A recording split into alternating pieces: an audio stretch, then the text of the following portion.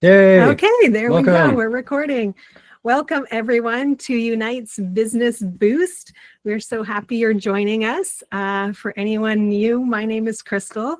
This is my partner Shine, and together we are Unite's co-founders. And you are tuning into the Business Boost. We're going to be here together for at least an hour and a half tonight. We're going to be covering a lovely little kind of just getting us a really nice feel of kind of what it takes to attract aligned clients for your business and really kind of do the personal work as well as an entrepreneur that we know is important to do. So we're going to be covering things like fears and challenges that might be holding you back in your business, really making sure you're feeling really clear and really excited about your offering and kind of positioned in a way that's really helpful for you, but also super supportive for your future clients, and then some awesome steps and tools and tips for how to do that. So Shine is going to tell you a little bit about Unite and our track record with events for a moment, and then we'll get into it. Yeah, so we've been running events. It'll be 10 years this spring. Yeah. So we just passed our 9-year mark of running events. And we've had over 145 events, I believe, over 500,000 in sales. And a lot of our events, most of them have vendors and healers.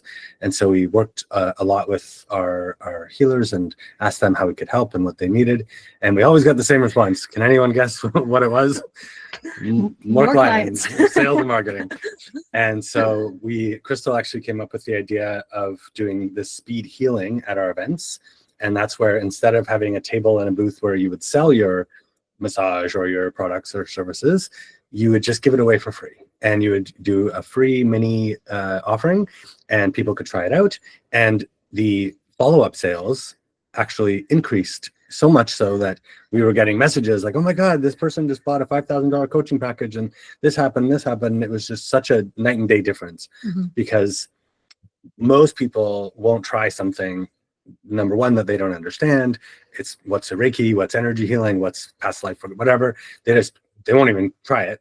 And if they do understand it and they are looking for it, they're not going to try it with someone they don't know and don't have a warm referral. And definitely not pay for it up front. Exactly. Yeah. But if it's a free thing, if it's 10 minutes, there's very little friction, especially if they're already there, and it's just kind of like a fun thing to do. And so it was really, really one of our. Actually, he became an investor after this event in Unite, which is also a technology platform. So one of our investors was at the event, and within 5 minutes, 30 healers were sold out of. They each had 12 sessions to give away, and it was sold out in 5 minutes. So you can tell a lot of people are interested in this kind of stuff. And so someone came late, and he had I think it was a Vedic astrology reading. He had no idea what that was. He wasn't into it, but after having it, he loved it so much that he then booked, a bunch of sessions for himself and got his whole family on it. And so that particular healer was very, very happy with just that one client and those results. You want to say? No, I was just going to say that's good. So I think what would be a good place to start is let's just do a quick, 10, 15, 30-second max intro. And it would be lovely to just get to see everyone or hear your voice. Should we ground first? Oh, sure. You want to do it? Yeah. Do it. Before we drop in and get into intros, I know sometimes for some people too, it can feel a little bit nerve-wracking speaking to other people. And of course, you don't have to do an intro, but it gives us a sense of who's on the call and how we can really support you and you can get the most out of this call. So what we're just going to do quickly is just do a little grounding just for a moment, help everyone drop in. I know you're probably coming home from work, you had a busy day with kids, and we just want to help everybody really just drop in and get grounded, and then we can have some really authentic in the moment shares about what's going on, where you're at, and how we can support. So if you just want to take a moment and get comfortable, get your feet on the ground if you can, or feel your sit bones dropping down through your chair. And if you want to just take a nice deep breath and just let out everything you've been holding on to for the day. Let's just do one more. Then just do a little sigh.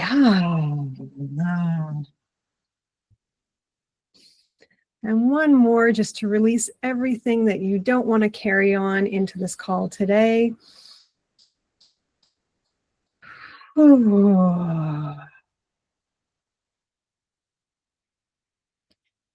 Thanks, everyone. I feel like that just really helps me create space in my own self. It's a practice we do all the time when we're coming to work sessions together or on our own. Just make sure we're grounded in our body. A lot of times we can be kind of running that busy, go, go, go.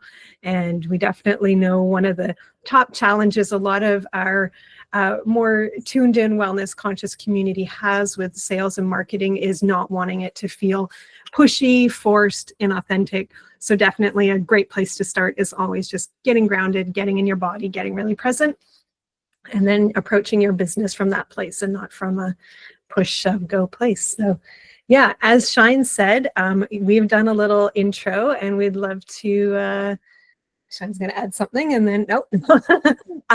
We'd love to hear from each of you. We really want to keep it brief so that we can get into lots of juicy tools. So I think if you just want to share your name, where you're from if you want, so we just kind of know what kind of community you're in. Briefly what your offering is, just kind of like I host wellness events or I'm a yoga teacher, and something that either would feel really useful or supportive to get out of this call or something you're feeling stuck with that kind of is really present right now that you'd love to unpack maybe a little bit with us. So yeah, who would like to go first? You can raise your hand and then unmute yourself. If we have raised hand. Oh yeah, we do have raised hand on this platform. Or just unmute and start talking. Or just unmute and start talking. Alper, let's see if we can get you, if we can hear you now. We cannot. Maybe take off the, just you take off the headphones? Go out of the Bluetooth. And someone else can start if that's going to take a minute. Yeah. We can't hear you, Alper. You can type like ping. Yeah, we love you though. We love you. Oh, yeah. So Ping is going to use the chat today. Welcome, Ping. We know Ping's in Vancouver. And is there something, Ping, that you would love to get out of this call or you'd love support with? You can put that in the chat as well. Yeah. Oh, thanks, sweetie pie. Well, it seems like we've got a quiet group. Oh, there you go. Please, please, yeah. Hi. Aloha. Aloha. Nice to see you too. I know we haven't had a chance to meet in person, but I felt like this was a good opportunity to at least meet virtually. So I'm coming from Victoria and I don't know if you can hear the ocean, but that's how. Amazing. So yeah, thank you so much for continuously opening space for all the online marketing, for all the beautiful breath sessions that have, I know, landed at Unite many times on Facebook. Thank you for opening space for that. So I host breathwork offerings and I also have a microdosing business that I'm merging. I have been for the last 3.5 years, sort of merging the two, but I guess what I'm really just at a place now of like needing a bit more clarity is really how to like boost the microdosing side of my business while also still honoring the breathwork side of what I do. And just really how to like marry the two in a more kind of symbiotic way where it doesn't feel like I'm having to put so much more energy into one of my businesses while the other one just sort of, I wouldn't say suffers, but maybe doesn't get as much attention. So yeah, I would love to hear some thoughts about that. Well, beautiful. Love that question. Yeah, we'll definitely dive in to that kind of thing. I think that's something that a lot of our community works with is kind of these modality stacking. Most of our community are very like multidisciplinary, amazing, magical beings with lots of talents and lots of offerings, and how to kind of hone in on what's most exciting for you, but also what's most maybe profitable or supportive to kind of your clients is definitely a question that we get a lot. So yeah, we've got lots of fun answers for that one in a minute. Yay. Hi. Okay. Shine, you going to read? Oh, Falls Creek. Amazing. Counselor, psychotherapist, certified meditation teacher. Teach a lot of compassionate communication. Considering a move into my private practice and want to find the full flow with that. Oh, Alper, Oh. I love it. I was so supportive. Nice. Thanks for sharing, Alper. That's beautiful. Lovely. Yeah, that's something that we find out for a lot of people too. Is a lot of our practitioners are transitioning. So how to kind of go from your passion to actually making revenue, and then maybe leaving what other job you've been at before. So you're in the right place. And Kate, were you wanting to go next? I can, yeah. Yes. I'm very excited for Alper. We're very good friends, so I'm excited for his transition. So I'm Kate. Yeah, I know you guys. Thank you so much for hosting this, and yeah, thanks Kristall for messaging me today. I'm in Kit, and I am a previous medical doctor in England, and now I'm a rapid transformational therapist and hypnotherapist, and offer somatic work too. So I do very deep subconscious transformations, but my business is very new. I just launched my website a week or so ago. And so, yeah, like I have a kind of, I think a big calling in life and want to expand, but I know I'm at the beginning. And this year for me is just creating the foundation. But I want to, I think from you guys, it's, the classic, get new clients, but just get known actually, and create community. And I did my first workshop Monday, 2 days ago, with Mahi Wellness. Actually, okay, this is really funny. So I found Dee through the Anna Hatter event you organized back last August. And I won a 2-hour session with Mahi Wellness. And then I went on to do 100 hours. And then Dee and I have joined together in partnership. Unfortunately, the practice in Mahi Wellness is closing in September, but before then I'm doing some workshops there. So so thanks to you guys that happened. So yeah, just really wanting to be like, I know what I have is incredibly powerful, and I'm like, it's needed. Where are my people? Like, where are the people that, and it's just getting myself out there, and preferably not Instagram heavy, social media heavy. It's really, I want someone to take that over. It's not something that I enjoy, and I want, a human design generator to do that for me. I'm not a generator. I'm a manifestor, so I want someone to do that groundwork for me, because being on social media is just not I don't enjoy it. So out and about speaking, I do Toastmasters, so any things like that I want to, anyway, thank you guys. I love Yay. it. Welcome. Thank you so much for joining. And I'm so happy I messaged you today. Yay. Awesome. Would anyone else like to share what they are up to? Carolina. Yeah. Oh, we can't hear you. 1 second. Oh, she's finishing dinner. Okay, can you hear me? Yeah. Yes, now we can. Okay, great. Hi, how are you? Good. So I'm coming from Victoria. Yay. I have a lot going on, and I guess I'm just trying to figure out how to merge everything. So I have a children's program, the Affirmation Alphabet program, that teaches children social emotional learning and building confidence. I also have music and mantras for conscious evolution, where I do live looping in sort of a community call and response setting similar to Kirtan, but in English with original mantras. I also have Tender Heart Companion Services, which is companionship for elderly. And what else am I doing? Oh, and I'm working on a new sound with my original full-length songs with my bass player. And Reiki sound frequency journeys, which is using the different Hertz frequencies throughout my Reiki, basically practitioner practices. So there's a lot. And I'm also recently discovering that I have ADHD, obviously, because I have so many things.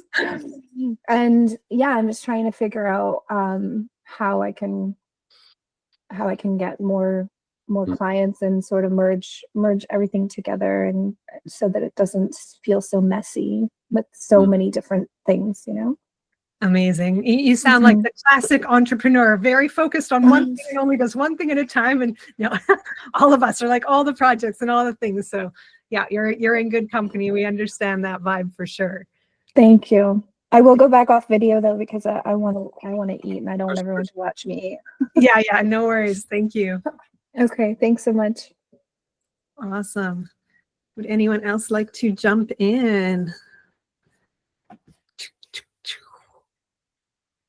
Oh. Leonie, hello. I'm an acupuncturist and I treat whom and what is presented to me, general practice, always through the lens of psychospiritual emotional disorders, the cradle of somatic healing.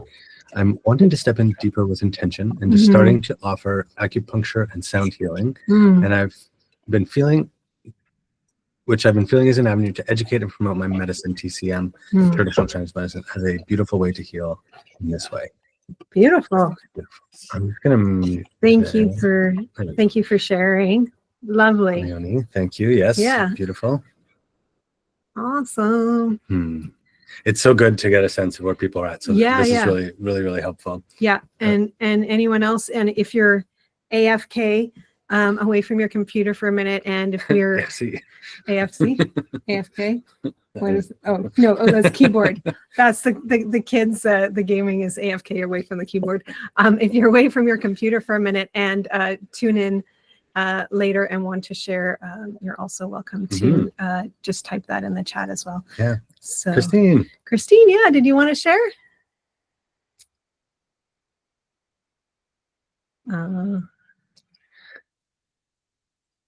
Hi, I'm Christine. I'm in Calgary, Alberta, but I was actually from New West originally. So my son lives there as well. So kind of full circle. I am nomadic. I sold everything in 2020 and I travel the world. I just got back from Asia. And I am an animal seer, medium, author, speaker, retreat holder, community space creator. A bunch of things, but I mainly work with women 40 plus who are highly sensitive, empathic, overwhelmed, anxious, and unworthy. That's the lane that I tend to be in because they're me. Yeah. So that's who I work with. And yeah, the social media piece, definitely getting away from that.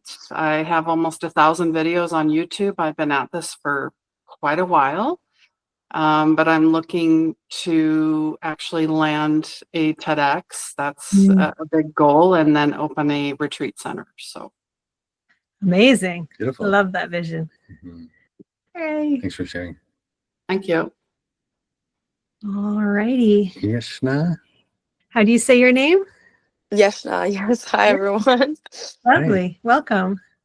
Hi. I guess, well, I can give a little quick introduction as well. I just woke up from a nap. Amazing. Good Welcome back. That's what I need. I was like, oh yeah, I had a call today. So let's see. I am recently been let go from my pharmaceutical job. It's the second time this happened. Pharmaceuticals has been hit like with a lot of layoffs in different departments as they're transitioning from people-centered to like AI-centered, which is weird because healthcare in general is the one field where you do need people-centered. So that logic, the math is not mathing. Let's just say that. It just doesn't make sense to me. So that news came to me last Tuesday after I literally got back from short-term disability due to burnout. I was on medical leave, and I also had to go on bereavement because my uncle passed away due to stage 4 cancer. So there was just a lot. There's a lot going on. And then coming back to work, and then HR just being like, well, we've just decided to let you go. That was like, oh, not even surprised anymore, just because I exhausted my sadness and my tears. I was just like, oh, okay, yeah, what's next? So then that prompted me to fully focus then on my own ventures. Literally completed a draft version of my deck yesterday. So it's really nice that we connected on LinkedIn, and I got the invite to join today.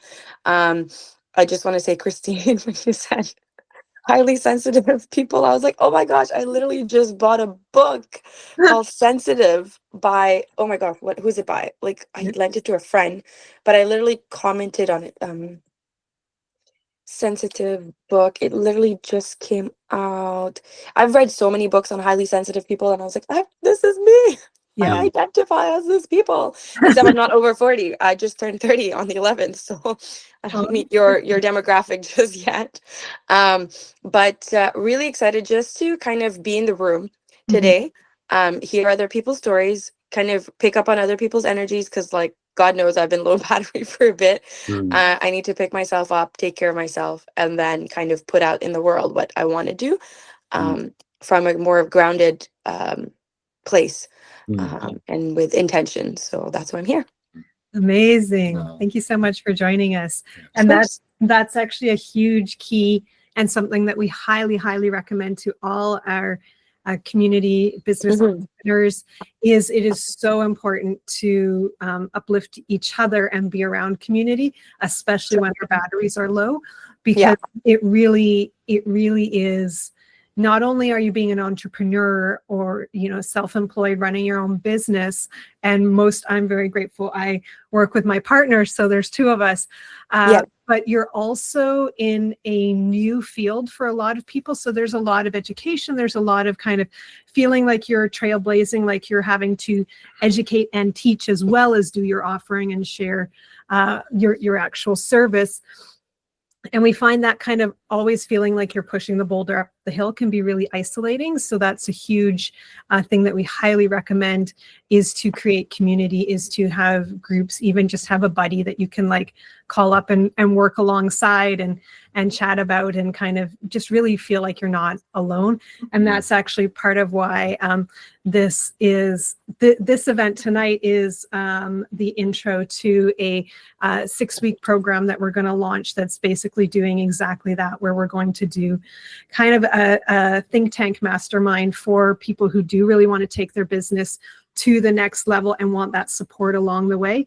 Because we've been doing this for many, many years, and for a lot of it really feeling like we were kind of on the leading edge and didn't have a support network and didn't have people to work together with, to collaborate with, even just to feel supported by and not feel so alone, not feel so crazy. And yeah, we really want to support you guys in not getting burnt out, not having to make all the mistakes that we're making or we did make, and really have a space where we can support each other in this process of really getting clear on your offerings, on your business, on really creating a runway roadmap for yourself and your business, and being supported along the way. So stay tuned. We'll be sending you guys more information about that in the coming little while. But yeah, it's highly, highly, highly recommend finding a way to support each other, either reach out to us, because we've got lots of groups and things, or, you know, buddy up with somebody or a friend or anyone, and just, yeah, don't do it alone, because it's a lot. And the world needs you and what you're offering. So do we want to Nita, you're up. Oh, Nita, sorry. Please share. Yeah, it's good morning. I'm from India. Amazing. Welcome. Yeah. So I'm all messy, and it's okay. I feel I can show myself up. Hi. Hello. It's beautiful to see all of you here. And this is, of course, my first time with you. I am a family constellation facilitator.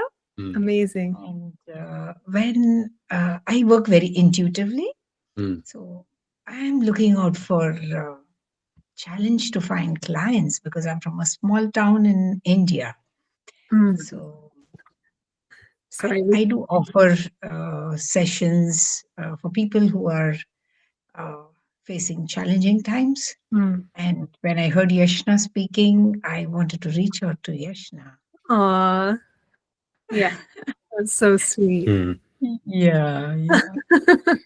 You can. I'll just put in my WhatsApp number, Yashna. You can get in touch with me, and I would like to be of service if anyone is requiring a session over here. to Aw, help them go through the little bit of challenges that they are facing. beautiful. Thank you so much. Thank you for joining, and thank you for tuning into that really important piece of being of service to each other.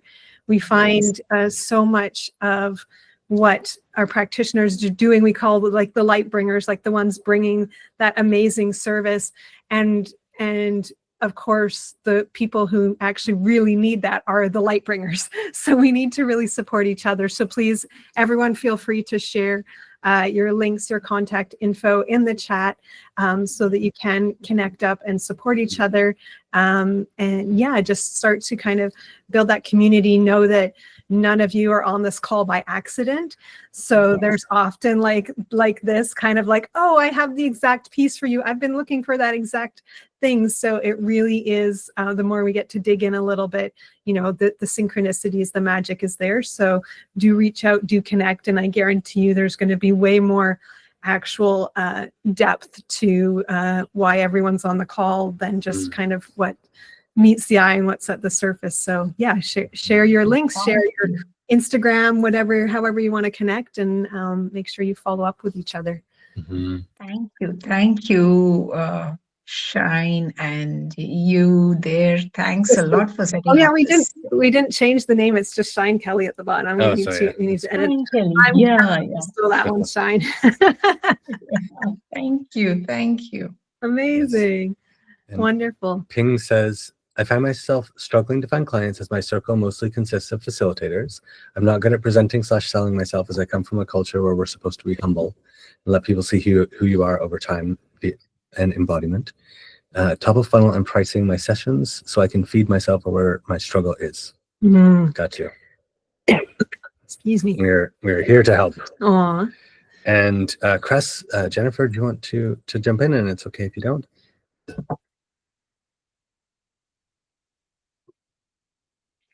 All righty. If anyone else wants to, you can either raise your hand if you want to do an intro later, or just type, you know, who you are and why you're here and how we can support in the chat, and we can address that as we go.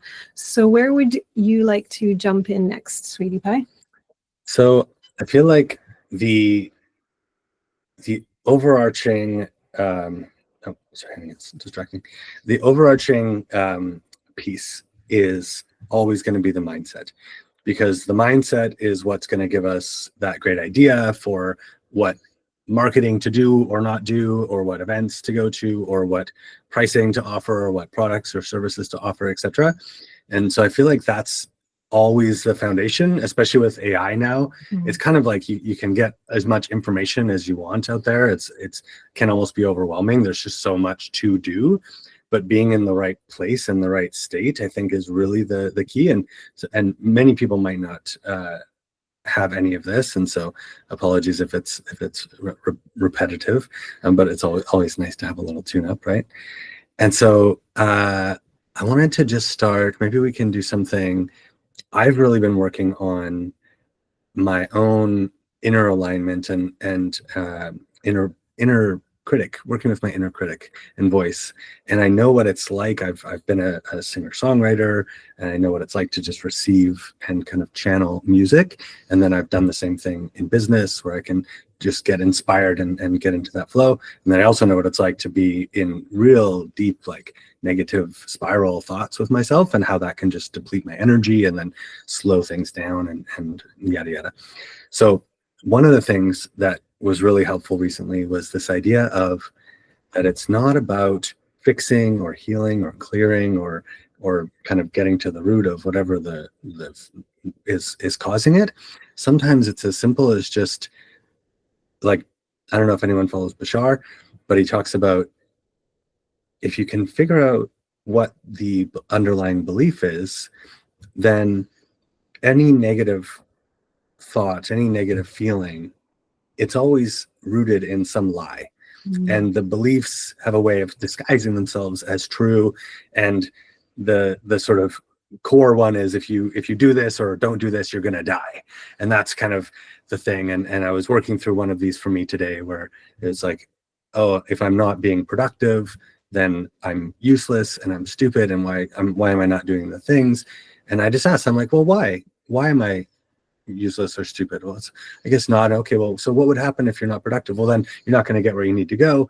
Okay, so what would happen if you don't get where you need to? Oh, and then no one's going to love you. And what happens if no one loves you? Oh, well, you're going to die.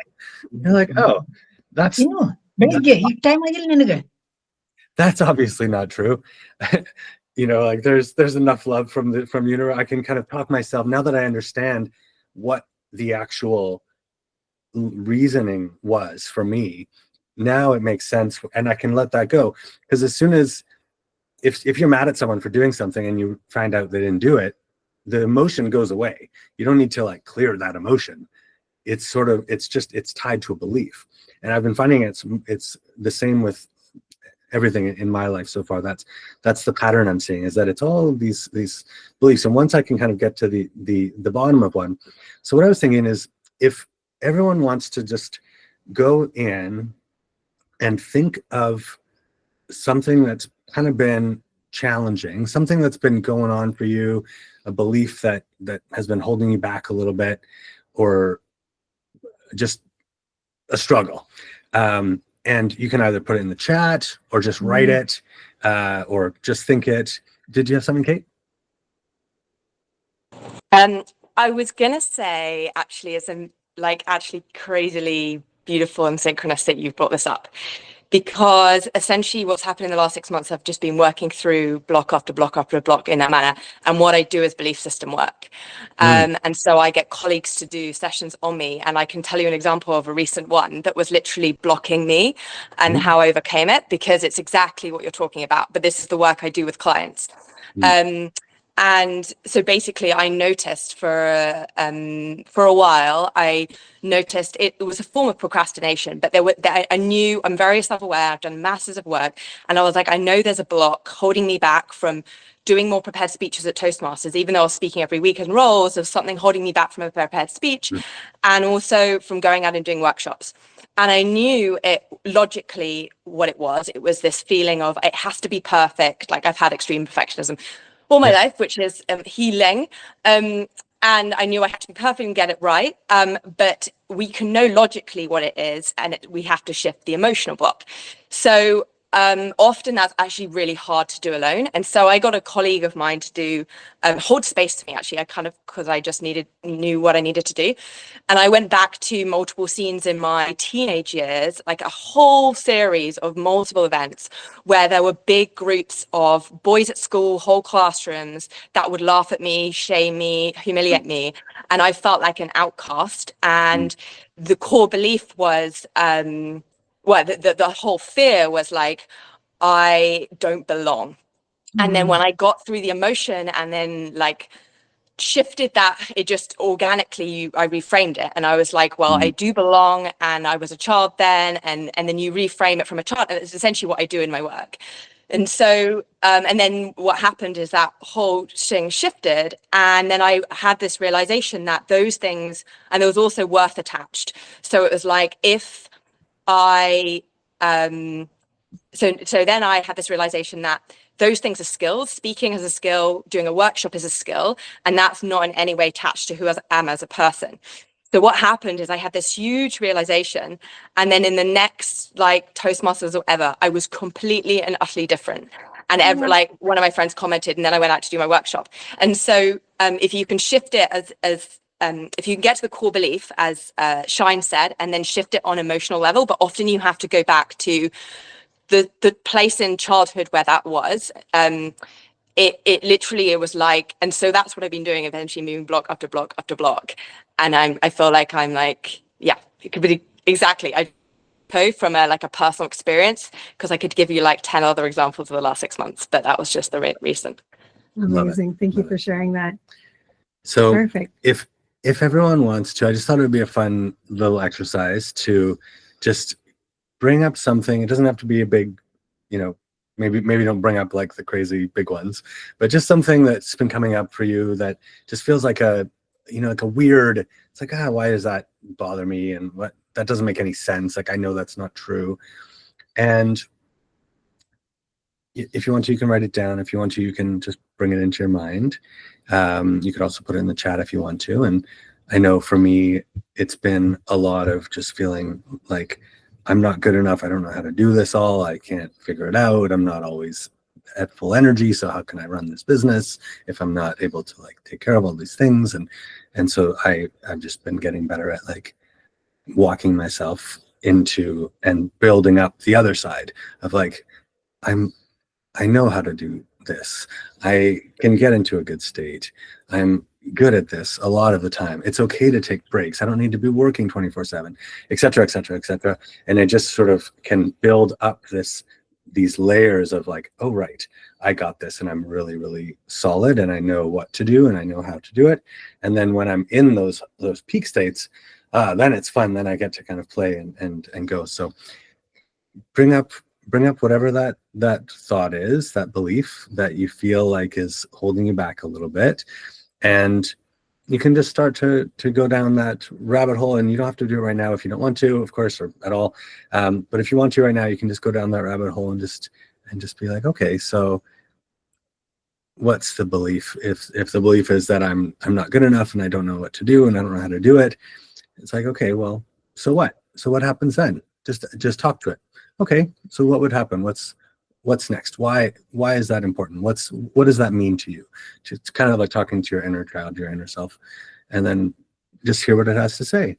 Like, oh, I'm never going to get there. I'm not going to be good enough. Okay, well, what happens then?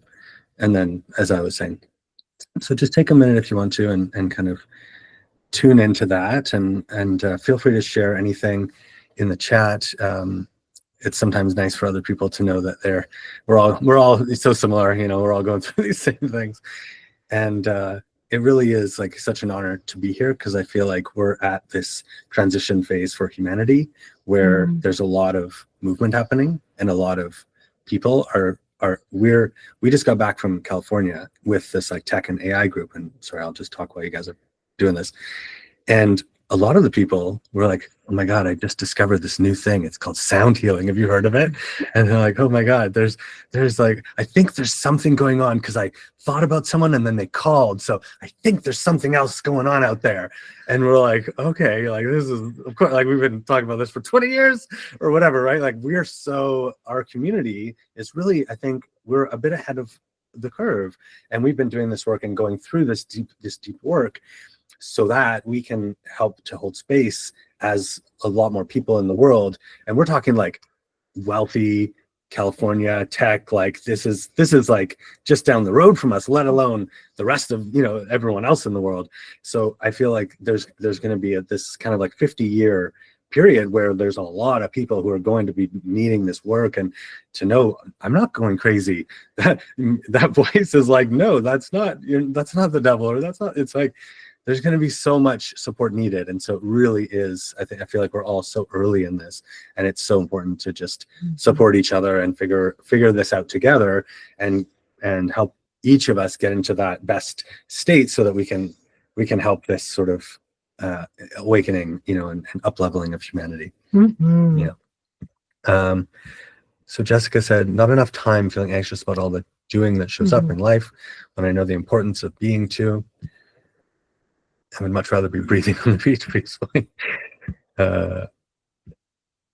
Crest says, not worthy, not confident. Christine says, oh yes, a corporate shift. Crest says, deep healing around not being seen. Corleen says, once I reach my edge, I usually know what I need to do next and get frozen instead of pushing through the edge. I could definitely guide you. Okay. My blockages lie at where I wanted to be in my healer bubble, and not knowing how to reach the masses. Yeah. Deep healing around not being heard. This feels like a neurodivergent thing. Struggling to write the description and explain what I offer. Totally hear that. Yeah, I think what's really, again, useful about being in community is I guarantee every single one of us has felt some of these recently, if not all, like in the last, day, right? In the last 24 hours. In the last 24 hours. So one of the things that is just so helpful is reminding ourselves we're not alone.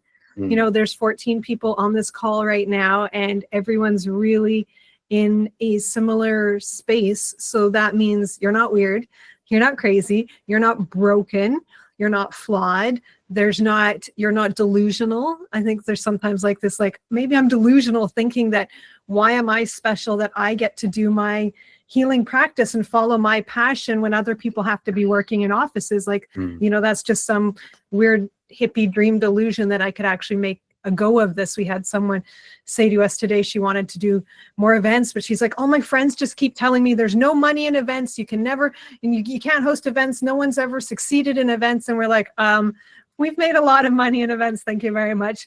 And really, like, who are these people that are telling you your dream is not, not going to ever make you money? Like, this is really important to surround ourselves with cheerleaders.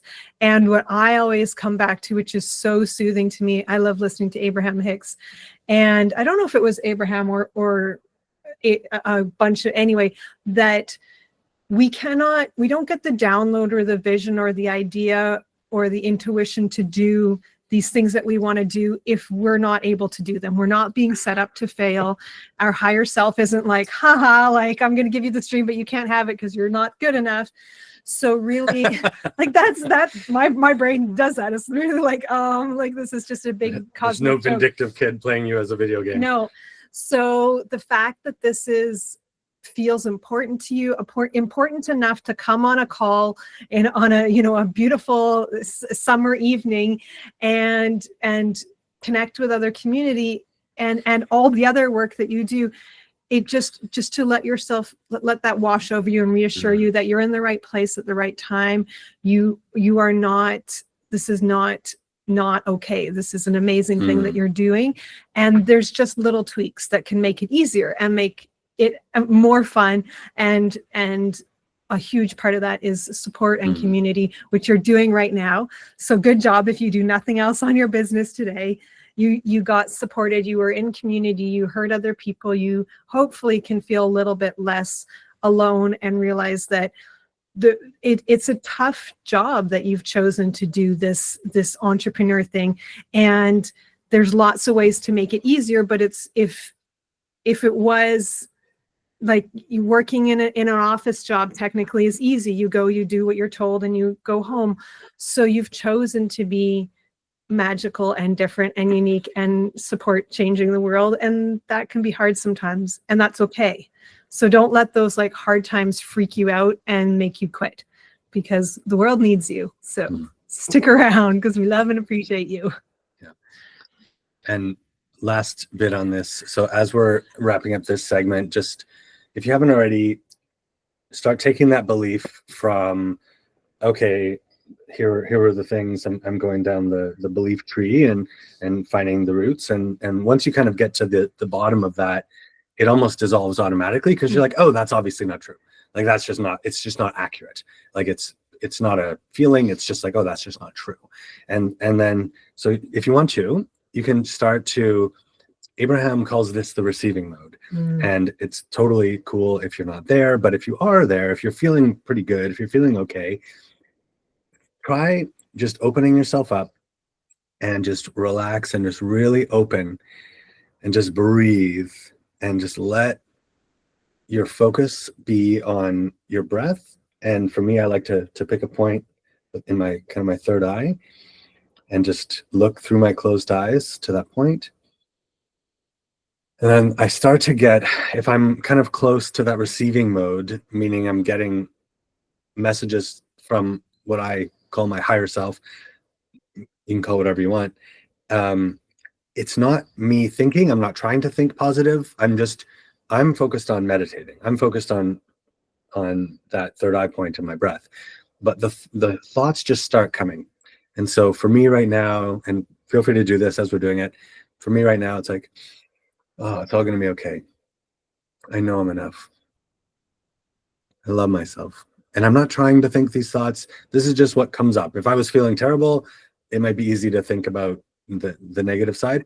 But right now I'm feeling pretty good. And it's so nice to connect with you all. So these thoughts are just kind of flowing. So that's such a lovely way for me. I will go for walks or lay in bed or meditate or go for a drive. And I'll just let myself kind of ride that receiving mode and just really like open. And my only job is to focus on being present. and focus on my breath, focus on my awareness. And then that receiving mode starts to guide me. It starts to, and what Abraham says is like, there's that emotional scale. And depending on where you are, sometimes you have to start very general. And so you're starting general, you're thinking general good feeling thoughts that help you feel good. And then you sort of move up. And as you get higher up on the scale, you can get more specific. And then you can get into the business and into the things. But if you sort of jump the gun and try and get specific too quickly before your energy is up to speed, then the thoughts that you have about that subject from this lower emotional state can start to like seep in or overwhelm and triggers and whatever. Mm-hmm. And I think keep in mind that this has been Shine's kind of life work for a long time. So he's very good at this now. Don't feel like, oh my God, I have to, before I can do my business, now I've got to unpack every single trigger. I've got to do all these processes. I've got to figure all this out. I'm basically fucked. Like, don't worry. We've done lots of business when we're not in the full, most amazing alignment as well. And it's going to be okay. So I think just really giving yourself that grace. And if you want to do more of this kind of work, there's so many practitioners. Shine is an amazing practitioner. That's, like I said, our 6-week program is going to be really helping you find your own kind of path to this, as well as, actually, I forgot to mention, we have a program tomorrow as well, marketing for wellness entrepreneurs, which where we get more into the marketing pieces as well. So that's an amazing program tomorrow. So more one-on-one walking you through with your business. So do reach out if you want the link for that one, if you're able to join us tomorrow night. We also have options where we do that as a one-on-one if you want to do more in depth just with you. So we'll do like a one-on-one session with you around that programming as well. And for me, what I find is I often need a lot more active if I'm triggered. Going into, if I'm really far off, going into a meditative state, like Shine said, is too intense because all that stuff keeps running. So for me, being active is really helpful. So that's when I'll work out, when I'll garden, when I'll clean, and just give myself a way to move some of that energy instead of moving it into my business. Because the message in my brain is, you're not working hard enough on your business, so push through and go work. And that's really the last place that you want to be touching your business with that energy, because you're going to build up your resistance. And then it's going to, like, I don't know if any of you were like forced to do piano lessons or something when you were a kid, and your parents were trying to instill this love of music, and now you hate the sound of piano, and that kind of like just that push through. Some people turn around and they love the piano, but I feel like a lot of times it creates a really negative program for us. And it really sucks when your baby and your dream and your vision becomes something that you resent and you're resistant about working on. So I would say when you're in that push place, for me, it's a great time. If I can't do the meditation, if I can't do that inner work, go be active. And I'll soothe my kind of push ADHD brain as well. And I'll say, I'm going to be active for half an hour, and then I'll touch my business. I'm going to give myself an hour. It's something I need to do anyway. I need to do the laundry anyway. I need to do the dishes anyway. But let's start with something where I can push through my energy. I'll put on Abraham Hicks. I'll listen to some great music. And I find very quickly I can shift my energy and then use that momentum, like Shine said, then to build up into some of that positive thinking and see if you can run some energy. If you listen to Abraham Hicks, they talk about the laying new pipes. And instead of trying to, I hate my business, it's hard. No, I love my business and it's good. You know, like trying to kind of, sometimes that can be really hard, but instead like, oh, I hate my business, it's hard. Well, this part of it's not so bad. I don't mind the part where I don't have to set an alarm in the morning. I don't like, find ways that you can love elements of what you're doing, and you can run some energy and run some kind of positive thinking, some supportive thoughts, and kind of doing the pre-paving.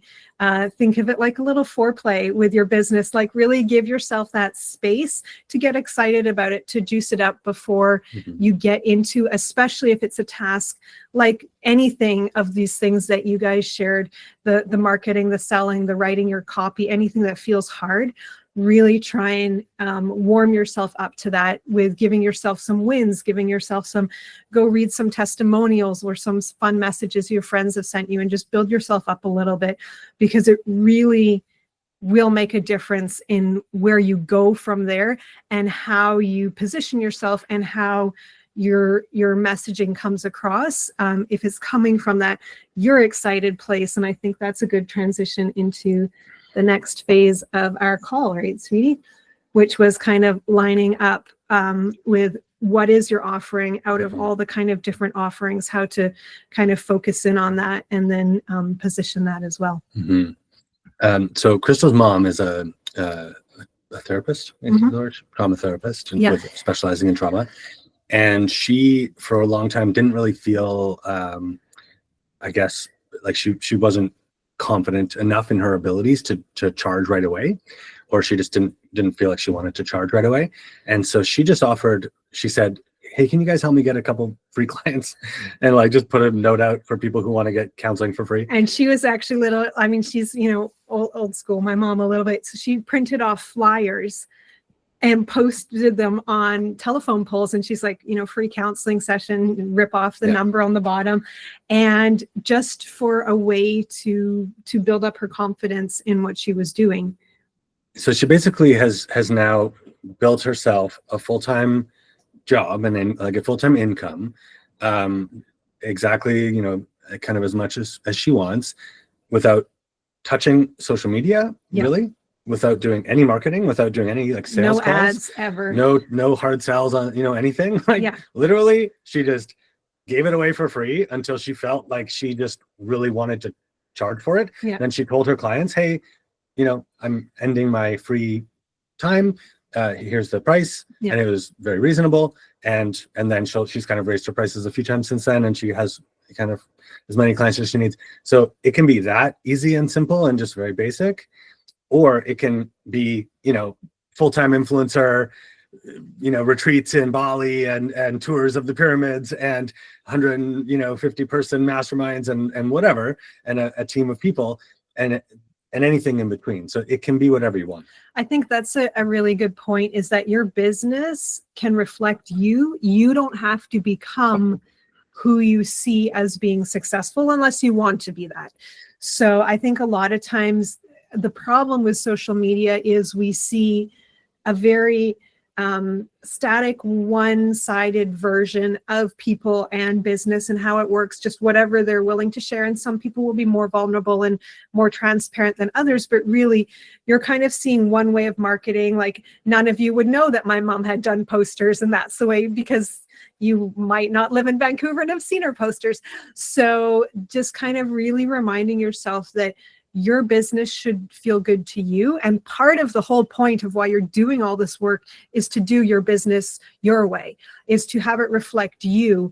And if you are having to twist yourself into knots to be what you think is successful or will make money, you're actually shooting yourself in the foot. You won't be feeling authentic to your audience, and it won't be easy because it's not authentic to you. So really softening whatever, and you can do Shine's exercise there to kind of see, what do I think my business needs to look like, and is that true? Does it need to look that way, or could there be something else? And even if I don't know what that is right now, that's okay.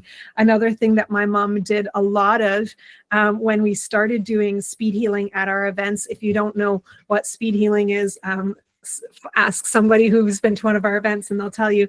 Well, Shine told us a little bit at the beginning. So I told her, come be a speed healer at our events.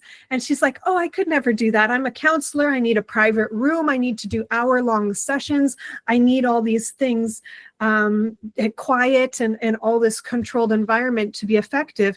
And I'm like, Mom, just come, just support me. Just come on. And of course, being a wonderful mama, she's like, okay, I'll come.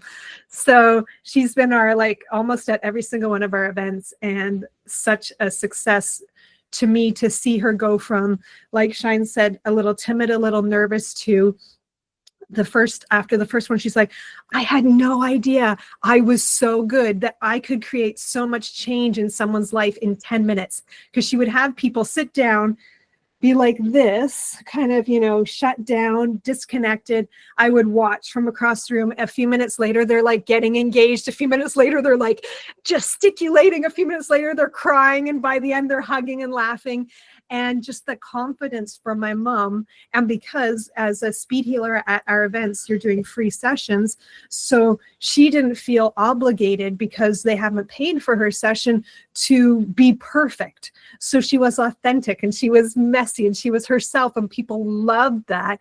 And the praise, the reflection she got back, the feedback. And because in the speed healing, we do about 3 hours. So you're normally doing about 12 rapid fire sessions in a row.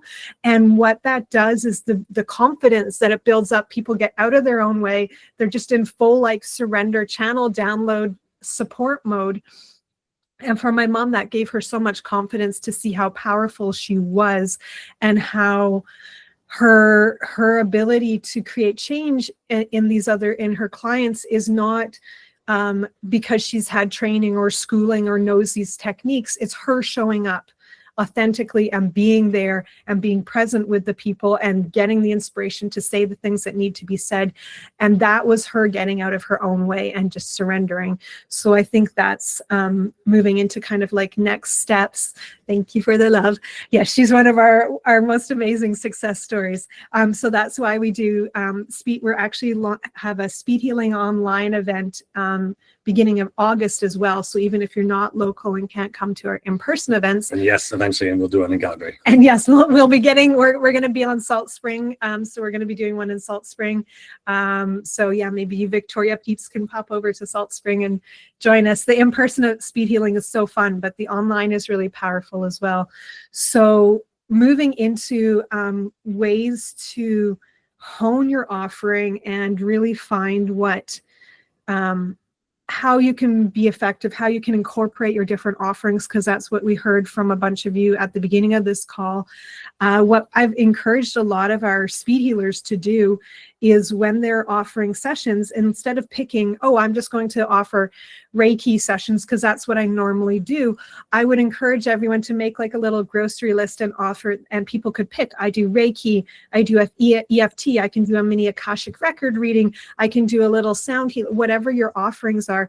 And they would let people pick. And what they found was actually a lot of people would often choose to do things that they were like, oh, that's not normally my modality, but just getting to offer something that they maybe consider a secondary tool or just a little sidebar, but something that they're maybe not really good at or really experienced at. And again, to see the massive change and impact they can have with that offering really boosts people up. So if you don't want to come be a speed healer with us, another thing I would highly recommend for all of you, like we said earlier, is find a way to offer free sessions if you can. My mom started out with friends and family, not quite friends and family because counseling, but like friends of friends, like would you recommend a friend to me just to kind of give her some practice and give her some confidence, and just start doing sessions. And whether it's in person or online, just to give yourself that little boost that you can do that.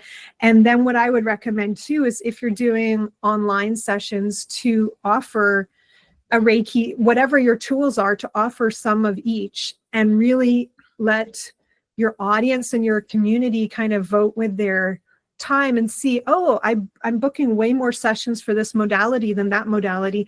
So that could be either, you could look at, and maybe my wording or my positioning of this offering is not as strong as this other one, so maybe I can boost that up. Or maybe what I think should be my main offering actually isn't, and maybe there's this other offering that is kind of actually like a fun hobby or something I just do because I love it. Maybe that's more the direction I should go in. And that's, for us, so much in our events, how we've gotten clear is really, like we said, what our community says they want from us, what people show up for, what people buy tickets for. So I highly recommend test your market, test your community in whatever way you want to be putting yourself out there. If you want to host events, host little mini events, one a week of all the different things and see where you get the most feedback, or host little meetups in person and see where you get the most feedback from.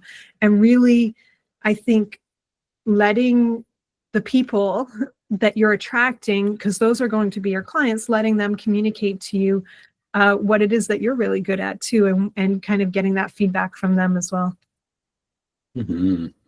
So what I thought would be fun is, obviously there's, you know, an endless way that someone could run their wellness business, only one-on-ones, you know, groups, retreats, events, whatever. There's layers of things, and of course I'm sure that all of you have thought about what's your thing, and what you would love. And like Kristall said, you can do that exercise where you just check in and be and sort of, you know, fine tune any rough edges of, like, for me, I had a thing about doing one-on-one work, because sometimes I would get a little bit attached to the outcome and want to see a transformation in someone, and then I would find myself like getting out of balance and losing my own center, because I just wanted them to change. And so I'm, you know, I had to unwind and just soften some of those edges, and so that made me not want to do one-on-ones for a while, because I felt edgy about that. So you can do all those little things, but I thought it'd be fun to just do a couple.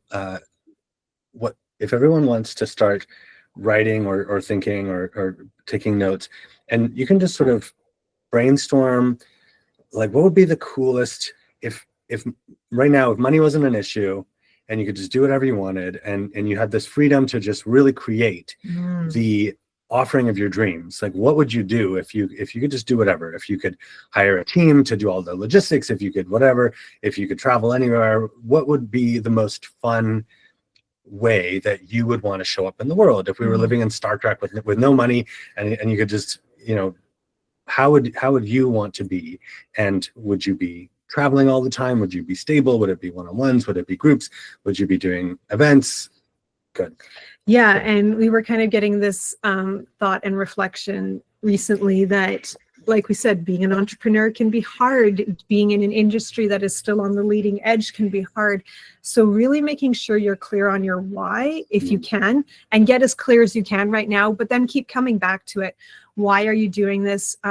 For us, we got into this for many reasons. We both lost our dads to mental health and suicide and cancer. For Shine's dad, when we were teenagers, we saw the lack in the wellness industry and the big gap between the wellness and kind of the spiritual alternative wellness, and really wanted to close that gap and create more access for people to alternative modalities, more education for these things are possible, and also make them more affordable for people to access them. So that's a big why for us. And then we also have other big whys as well, wanting to create eco communities, wanting to, you know, kind of live in a more sustainable way. And whenever we are feeling stuck or challenged or triggered, we do games where we do this exactly, you know, what is the big vision? What is the most exciting? If you want to host events and you want to get speakers, or you want to collaborate with other people, who would be your top picks? Like, make sure you kind of really spend time with that. I'm sure most of you on here have some belief or practice around law of attraction, around manifesting your reality. So making sure that you're kind of holding that bigger vision. You can let it change. It doesn't have to stay static, but having something that you hold on to that makes this work worthwhile. And I'm a mom, I have kids, and I always tell people there's so many things I've done in my life that I don't think I would have done if I didn't have kids, because they were such a big why for me to keep pushing even when it was hard. And looking at your business like a baby, and that, you know, you're kind of growing this baby, you're nurturing this, and let it kind of have legs for what the big vision could be. And you don't need to know how to get there right now. And actually, you don't want to know how to get there right now. You don't want to fill in that grid, but just giving yourself some space to future project kind of what that big vision is. And then it can sometimes be a good jumping off point for how to scale back to where you are right now. And often we find, and it's a really fun exercise to do with someone else, so highly recommend you team up with somebody. And what we often find is there will be like our generic things we always say, and then often there will be like a new idea or a new thing that just gets sparked in. And that can kind of be a really good sign that, oh, we need to expand this offering or take this in a new direction because we're kind of getting new hits about something. So that can be for those of you that were kind of like, I have these different modalities and different offerings and I'm not quite sure how to merge them together. That can be a great way to kind of look at, well, in my ideal 10 years down the road with all this money, what kind of things would I be doing with these modalities, and seeing how with no limitations you could merge them in the future could give you a good sense of some next steps for how to do it now. Mm-hmm. Yeah, so you can sort of think of that, write it down, do it later. We'll get into it. We'll have some time for Q&A and we can go longer than 8:30 as well.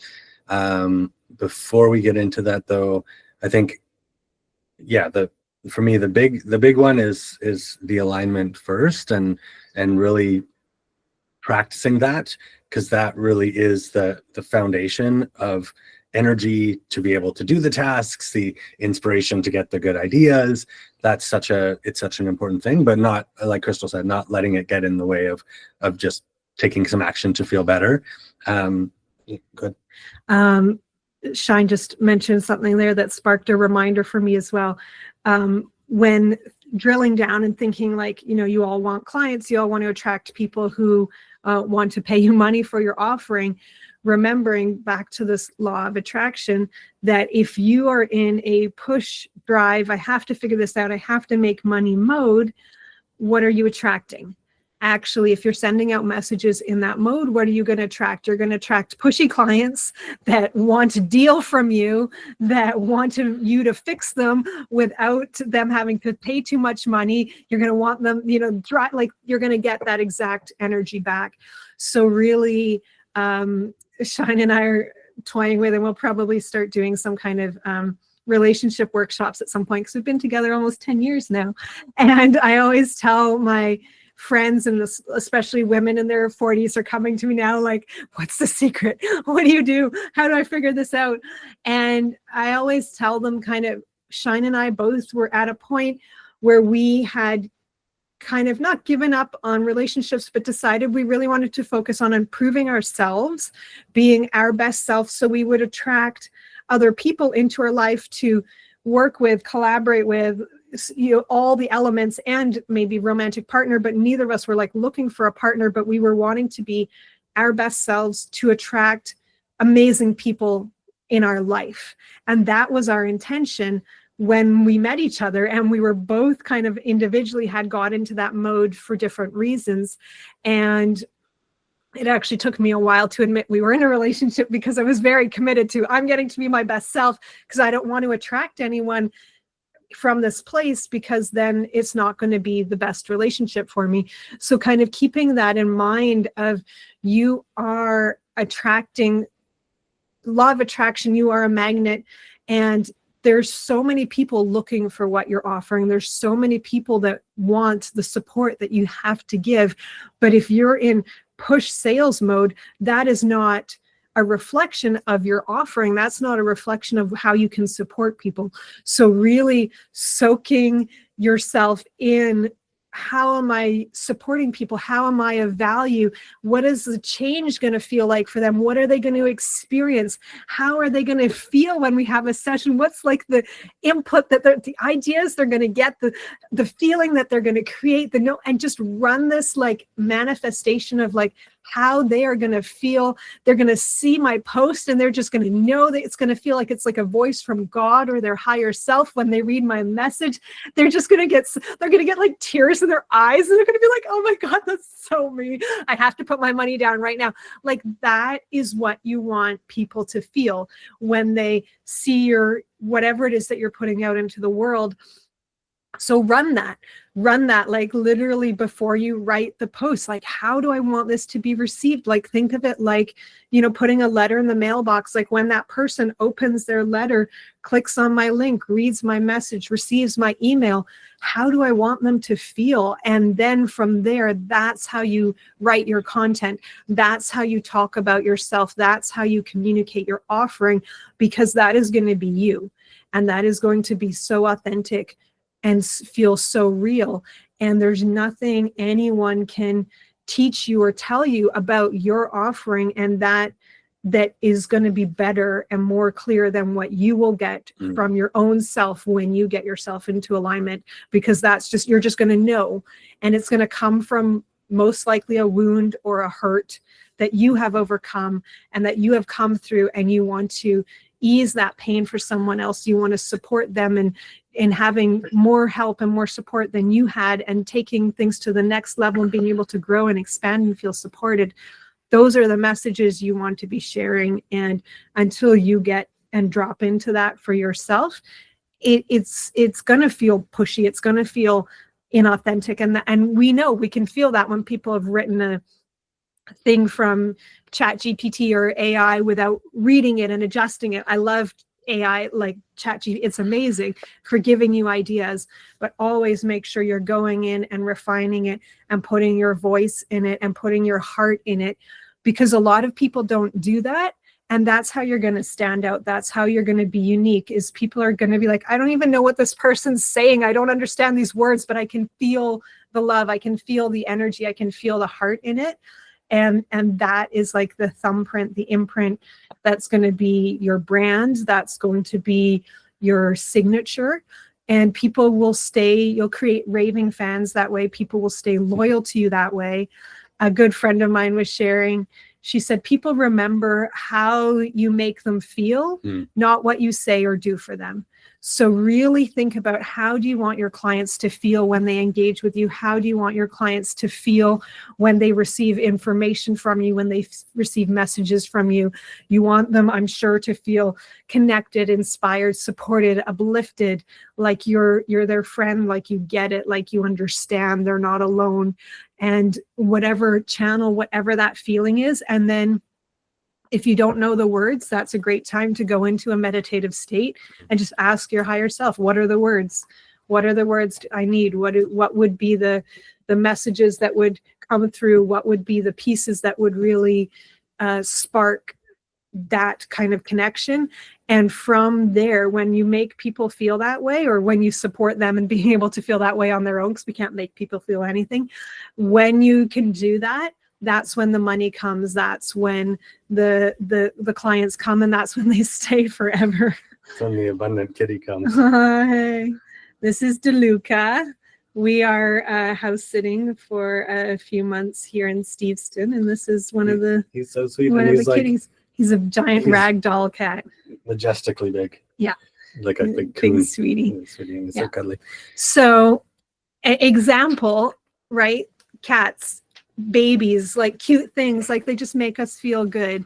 And really think about, when you're connecting with your clients, when you're connecting with your community, how can you convey your heart in a way that feels good and feels useful and feels supportive and feels uplifting? Because that is the only way they will convert into clients that will last. You might be able to trick people, kind of one-off sales funnels, fancy copy, fancy images, and they'll come for one session or one offering, and that will be it, because they'll realize that's not going to match up, and you don't want to match your offering to something polished or inauthentic if that's not the way you're going to show up in your sessions. So really, I always tell our healers that show up at our events, when they come and set up their speed healing table, I say, bring things that represent you, bring things that show off who you are on your table, so that people can get a sense of you.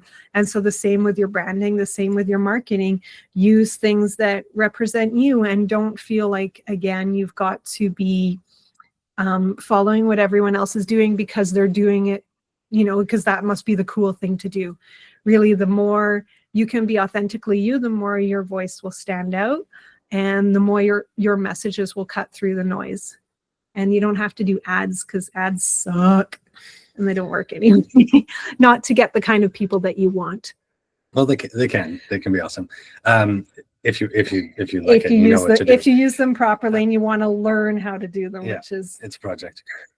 So yeah, before we get into Q&A, just quickly, and we'll send out an email with all this written out.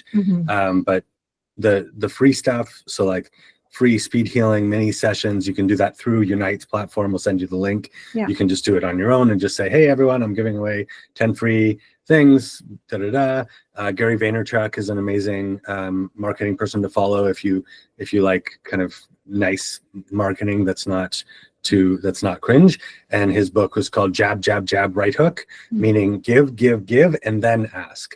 So the marketing doesn't have to be, here's my program and here's why I'm so good and here's this. It's like, here's my story. Here's me in my kitchen getting ready. Here's what I do to boost my energy. Here's how I helped someone better. It doesn't have to be about making a sale. It's just sharing authentically who you are, what you're up to, and it's just by sharing authentically, it'll reach the right people and whoever your market is, because there's probably not one person. There's lots of different types of people who will be attracted to you. And one thing we find a lot of people do is they say, oh, I already offer free discovery calls. And I don't know about you, but every time I've done a discovery call with someone, it's been a 15 to half an hour pitch where they're pitching me on all their credentials, why they're good. And I feel like not only do I feel like cringe and like sold to, but I also feel like, can you pay me for my half hour that I just lost? Like, let alone do I want to pay you? I want you to pay me because this was such a waste of time.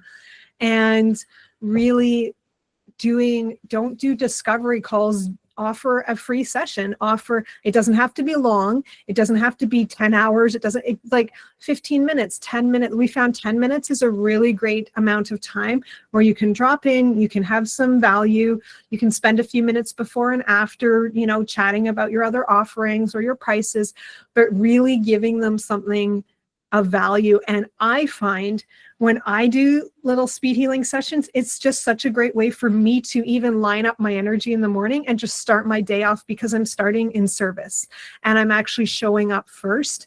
And it reminds me why my work is valuable. I get amazing feedback from people. They're so happy I took the time to support them. And it's just a great way for me to start my day, get my confidence going. So in whatever way you can, find a way to be of service and of value up front. And it doesn't have to take all your time, and it doesn't have to take away from doing paid sessions. But what it's doing is it's really lining you up and putting you out there. And you don't know, maybe the person you're helping doesn't want your services, but they might know somebody, and they might know someone who knows someone. And by you giving them something for free, they're way more likely to recommend you to someone as well. So it's a great way to offer your services. There's every single event producer I know would be delighted if you would give them a free voucher to give away at their event, to do a raffle or a draw. So, here's a voucher where someone could win my offering and say, give me a moment to speak on your stage and to share my offering, and then I'll give away a free offering. And you've just told their whole audience what you're doing. You can do that on podcasts as well. You can do that on calls and things. So any way that you can be seen and get yourself out there. Yes, Kate, you have a question. Yeah, I just have a question about the free stuff, because I have a big meetup group, and my plan was to start doing just a 90-minute workshop for meetup people, for me to just practice doing workshops, but also to get myself, as you're explaining. The caveat as a space. So you have to pay for obviously spaces, and if I'm paying for a 2-hour space, that costs quite a lot of money. So if you're going to do that every week or every 2 weeks, you're then you're relying on that then bringing you income from people then signing up with you, and it's I don't know. There's this balance, and I'm not sure how to. I mean, the other thing could be online, but I'm just such an in-person person, and I don't know if you have any ideas about that. Put online, see how it converts, see what the flow is. Look for free venues. Go to the park, go to the beach. Yeah. In the summer, a lot of times, if we can tell the venue, hey, we're going to bring co-working spaces. Hey, I'm going to bring 30 women into your co-working space for an hour. Would you give me the space for free? And you can talk. I've tried this. I have an Excel sheet of everywhere I've phoned around the roundhouse, Kit's neighborhood house. I have so many places that this was like over before I even launched my business, like 2 years ago, and I got the prices for all of them, and all of them, it's like, you have to go for venues that, so the Roundhouse, those venues, Roundhouse is notoriously booked up. They don't need your people because they're booked solid. You need to go to the new venues, new yoga studio, the places that have just opened and want clients. What I do too is also see what kind of someone who's hosting community events. So co-working spaces, they want people in their door, right? Gyms, they want people in their door. So who could benefit from 30 new people in their venue? I know someone who hosts meetups in a shoe store in Kitsilano. Like it's before opening hours, it's in the morning, and they move all the shoe displays and they have some folding chairs and they host them in a shoe store. And the shoe store gets, at the beginning of the meetup, gets a minute to say, this is my store and I've got a sale, and for everyone who buys today, you get a whatever. So find who needs help. Who's a lot of times people, if they're offering crazy coupons or deals or 2-for-1s or something, they're probably looking to drum up clientele. So giving them a win-win where you're saying, I am going to bring new people into you. You can pay, if you can charge, if you want to do something like it's $10 tickets, $5 goes to the venue, $5 to me, right? So you could offer them a little kickback like that. But really finding, the bigger venues, they're booked with weddings, they're booked. They're not gonna. I don't want to burst anyone's bubble. You never know, but it's going to be harder to convince someone who doesn't need you to give you a space for free. We often also, like, who in the community has like a big mansion or a big community home that wants to host an event? Where are the other people hosting, and how can I jump on and collaborate and add my offering to their offering so it becomes this double super fun, inclusive thing. Don't worry about it. Don't make it hard. Go outside, find something simple, like just kind of path of least resistance. Yeah. Just like, okay, what do I need to do to move this forward? We'll send you a link to a bunch of our groups and chats where you can also post. Yeah. So there's lots of options. Yeah. And thank you. Yeah. But let's get some more questions. Yeah. And we don't have to rush because we have time after. So I think that's a good reminder, is what are we letting hold ourselves back that doesn't need to hold us back and doesn't need to be. So even with that, if you can't find a venue that can host 50 people, host 2 events that host 20 people, right? So just kind of giving yourself options to get out of your own way. Yeah. Any other questions? Path yes. of least resistance. Yes. Yeah. No. Oh, can I just like unmute myself? Oh, I did. Okay. My question, very informative actually. I feel like very calm energy. Like this group is really good.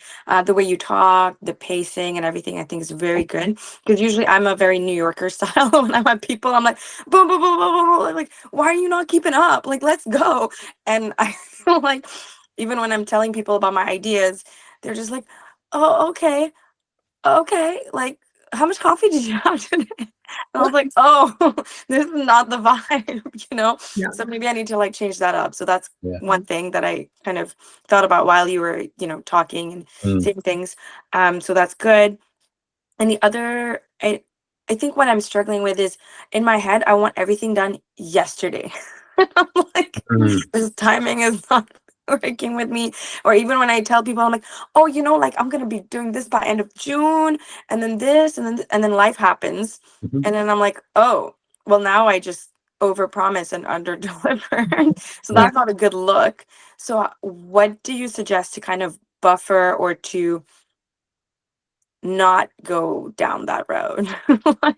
Great question. I think for me, the tuning in and finding that still calm place, finding that meditation practice where you can get into a place. For me, what it feels like is when I'll meditate, I'll start getting in the receiving mode, and then those thoughts will just start coming in, and I'm not thinking them, I'm just letting them happen. And then at a certain point, the thoughts will sort of either go more into like cleaning up and soothing things that I have little triggers about, or they'll go into sort of stillness, and I'll just hear like, what do you want to talk about? Or just sort of this like presence. And then from that place, I feel like I can really ask questions and almost like have a conversation with my higher self, like with like an Abraham or Bashar type channeling person. And that's where I love to just ask those questions and just say, okay, like, is this the right program that we want to launch? Is this the right pricing? Da, da, da. And I can literally just ask questions and get clarity. And then from that point, I try not to do too much new stuff until I have that clarity, or I'll test things out and we'll try things. Whenever I can get into that state, I'll sort of use it as like an overview time to just check in, just be like, all right, this project and how's everything feeling there, and and just asking that, like when you have that moment of like, oh, this should be done sooner, or we're going to be there in a few months, just having that extra layer of awareness to just ask, where's that coming from? This should be done sooner, or this needs to get done right away, or why isn't it done yet? Just having that awareness of like, oh, right, that's a fear thought. That's not my higher stuff. That's not my truth. It literally feels bad because it's not true. And if you dive down the belief tree of that, it's like, well, why isn't it needs to be done? Well, why? Okay, so what happens if it's not done? Well, then I won't look good, and I'm not good enough. Okay, well, what happens then? Well, people won't love me. Okay, what happens then? Yada yada yada. And you just sort of, okay, this is just programming. This is just old stuff. This is like from my parents. This is whatever. This is just stuff that is not true, and it's not it's not useful, and it's not something we want to like lead our lives around.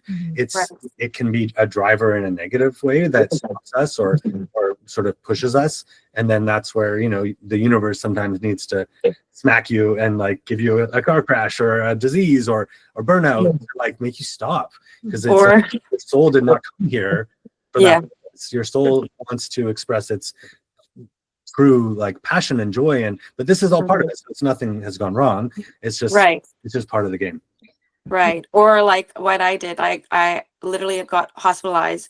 I got gastritis. I had to get serum the day before my flight back to Canada. So I had to postpone my flight and like just get like prescribed antibiotics. So I'm not throwing up on a 29-hour trip back here. It was just wild. So I was like, good message from your soul, like slow down. And that's what I love about this. For me, my practice is, my only job ever is just to meditate and focus on that stillness, because and it's not for the purpose of meditating in a cave and getting away from society. It's more of a presence meditation where I'm just waiting and focusing, and then once the energy comes in, I don't want to meditate. I'm like, I'm ready to go, and I'm allowing. It's sort of an active meditation that I'm allowing the energy to flow and allowing action to happen when I'm ready, but I'm also not letting the negative self kind of run the show. Okay, so really just thinking of yourself, like your identity or whatever you are, like your name or whatever, as a vessel for this energy to just channel through, but then with intention. Yeah.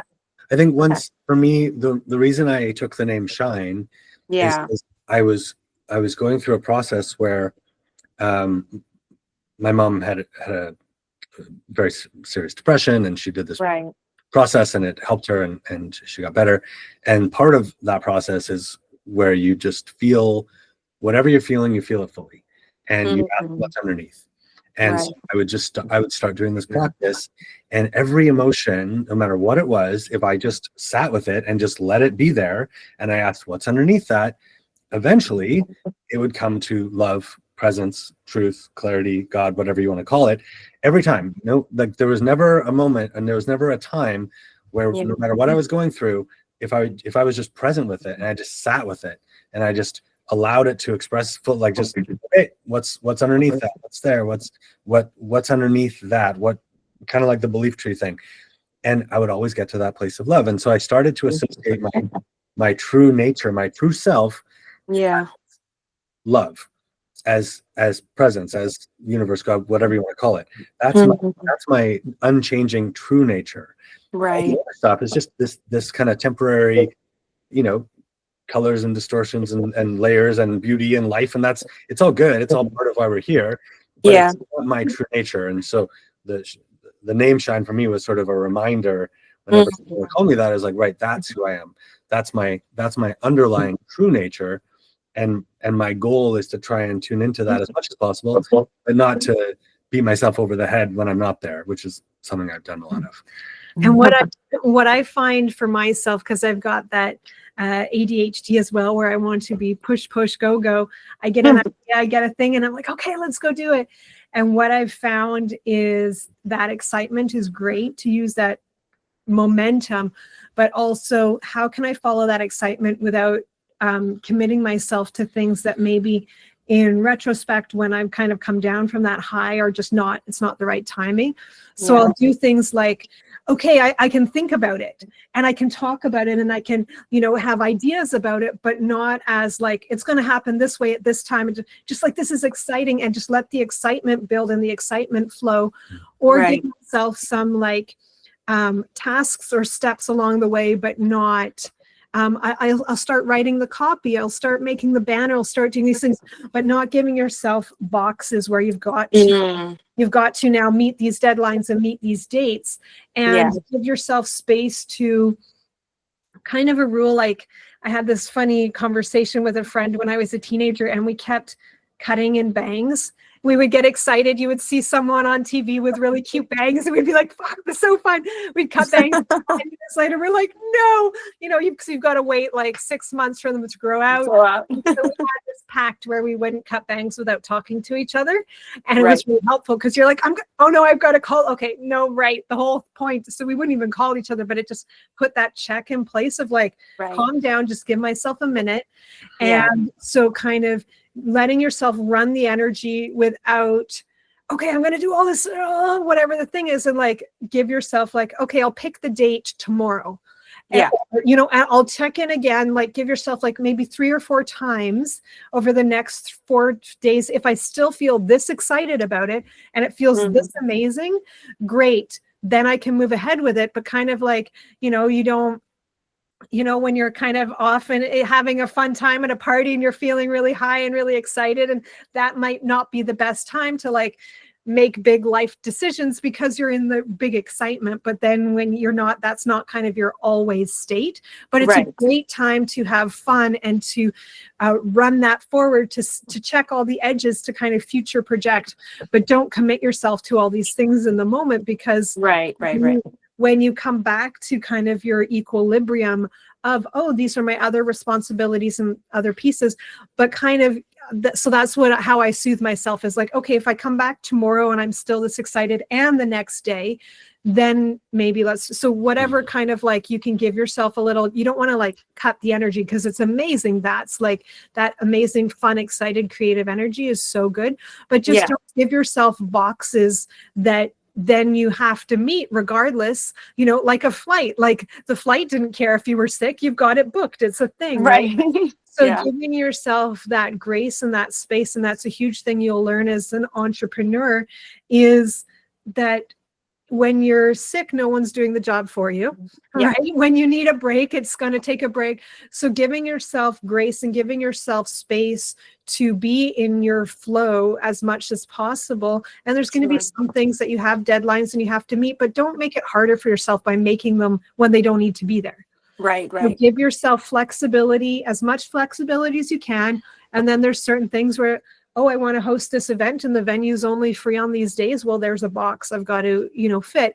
But if an event you're hosting online, don't give yourself a deadline that's stressful. It's your event. It's online. No one cares. Like, give yourself something that feels exciting. And if you don't know, if you don't have clarity on that, that's a great time to do the kind of thing Shine talks about. Get into a really good state. Ask yourself, even if you don't have the answer, I give myself like fake answers. Like, how do you feel about doing it tomorrow? Oh, no, don't do it tomorrow. Okay, not tomorrow. Next week? I don't know. Next month? Oh, no, that feels too, okay, I'm getting closer. Okay, next week, next week. So give yourself kind of these like ways of, because I don't always get as strong voices as Shine does, but I often get a no much Yeah. stronger than I get a yes. So the no's to create your framework and your value. So, oh yeah, 2 days from now, nope. 3 days from now, nope. 4 days, I'm not sure. 5 days, not sure. Okay, those ones are not, and then you can make it smaller from there. So I feel like that's kind of something that's been helpful for me. And then by giving yourself that space and that flexibility, you're not going to back yourself into corners where you're not able to kind of stay authentic to who you are. So yeah, very helpful. Thank you so much. You're very welcome. Thank you for staying overtime, everyone. This is so fun. Yeah, feel free. Any more questions, happy to answer. Yeah. And tomorrow we're going to be getting into a lot more of like the nuts and bolts of the actual, like, what types of marketing and the different channels. And we've got a whole sheet, and we get in because depth, we do use everyone. use all the different apps. We have all the different apps have different timings, different things that work better on them. So we've got lots of tips and tricks for all of that as well. I'm really happy to support with that. Happy to answer any questions in general here. Yeah. We're free for a bit, so keep on keeping on. Is there anyone that feels like they had something that they wanted covered or would have liked to kind of get clarity on that you don't feel like you kind of moved? And again, we don't need all the answers at once, but kind of want to feel like you've moved it forward a little bit out of kind of maybe that rut of thinking that it's hard or it doesn't work the way you want it to. Yeah, it's fun to hear if this was helpful in any way for anyone. So even if you put it in the chat or share after, it's so nice to hear what was helpful and also feedback on what wasn't and what you would have liked differently. Totally. Yeah. This was really nice for me. I had a great time. Yeah. I can just share that like that last bit was incredibly helpful. I didn't, good. And I couldn't, so the bit about basically there was a whole bunch of things. Firstly, I've got really clear on the meetup and stuff I'm doing outside, and I've just like created it as we've been talking. That was really helpful. Like I unblocked something, and you said like the path of least resistance, and I think that was blocking me because I was, again, this whole perfectionism thing. And I think because I'm completely new to entrepreneurship, it's like I need some guidance. And I did a 3-month business accelerator at the end of last year, but it was so intense and like patriarchal. And what I love about you guys, it's the approach. And so what you said, Shine, which really resonated with me, is my only job ever is to sit in meditation and get that. And that, like, honestly, makes me well up, because like that's really, really resonates with me. And like that's what happens. And I beat myself up and I'm really judgmental because I'm still in this very like 9 to 5, I must work 12 hours a day mindset. So when I have times where I'm not in alignment, where I'm burnt out, I will just judge myself and push myself, and I won't listen to that because I feel like there's a fear of I won't get where I want to get to if I don't. So I and that's why, like I told Kristall today, I'm in total burnout, and I'm like disappearing tomorrow for my first holiday in 3 years. But like that's like I just really need to get away because I wasn't like honoring that, like, and I knew logically that I needed to flow, but it's like it's such a wound that still needs to shift, and it's very much a process from like years of conditioning. So I love what you said, and I feel like it gave me permission. The way that you align with your higher self is exactly how that's how I live too. And so I just love that came authentically from you without me asking, because it really it was like you giving me permission that worked and that's okay to do, which is kind of what I needed to hear. So I appreciate it a lot. Thanks for sharing. Love that. And those are going to be your clients. They're going to be they're going to be like 5 minutes behind where you are, where they're coming out of corporate, they're coming out of being dictated to, they're coming out of push, and you're going to be supporting them with these next steps and giving them permission exactly how you felt here with us. That's just you being of service to people in this way, being authentic. That's what people are going to. I've already had that from the stuff I have healed already. You say things, I'm like, oh, I didn't even know I knew that. And so it's happened already from the last 10 years. And you know, so it's a beautiful thing. And you don't even realize what you've gained when you through the journey. So yeah, no, I appreciate you. Thank you. Oh, Oh, that's so nice to hear. Thank you. beautiful. Love that. Thanks for sharing. Yeah. Yeah. And thank you for reaching out. And that's like a prime example. Like you didn't have to send me that message today, right? And you could have sent it an hour earlier or later, and I might not have seen it, and I might not have replied and sent you this link, and then you wouldn't be here today. And then you would, so all these things. So that is a classic example of, you don't need to spew your message everywhere. You don't need to market to everyone. You need to, when you're in tune, when you're in the flow, even though maybe in the moment you felt a little like stressed or triggered, or like, I want to do this thing, but I can't, but you reached out, and that is your higher self, that just inspiration to send that message, whatever that reason was, that connection. And then me just happened to be on, like that's Well, you sent the first message to me. Yes, but you replied when you did. Oh yeah, I know. Right? Yeah. So But I the sent funny it to you thing a is, few like days I like Shine. I've got a very strong intuition. I just flow with exactly it. So when you told me about the big thing tomorrow, Yeah. like in my state right now, I was like, oh my God, I don't have the capacity for that right now. No. Yeah. And then I was like, but I want to do, like, something is like aligning here. And that's when we kind of got talking. Yeah. And then you offered the one-to-one. And I've already put here, like, intuitively, I know, like, I think a one-to-one in like September, October, but I'll know when. Yeah.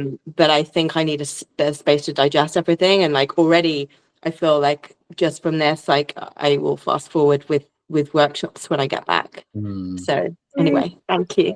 Amazing. You're so welcome. Thank you for tuning in, for trusting, for following your intuition, even when you feel in that burnt out state. And that's been something too that I will do. I will isolate when I'm triggered and stressed, and I feel like I cannot be of value to other people. So therefore I should retreat, and I shouldn't be present in the world until I can get myself to an appropriate state to show up. That's kind of a program that I run.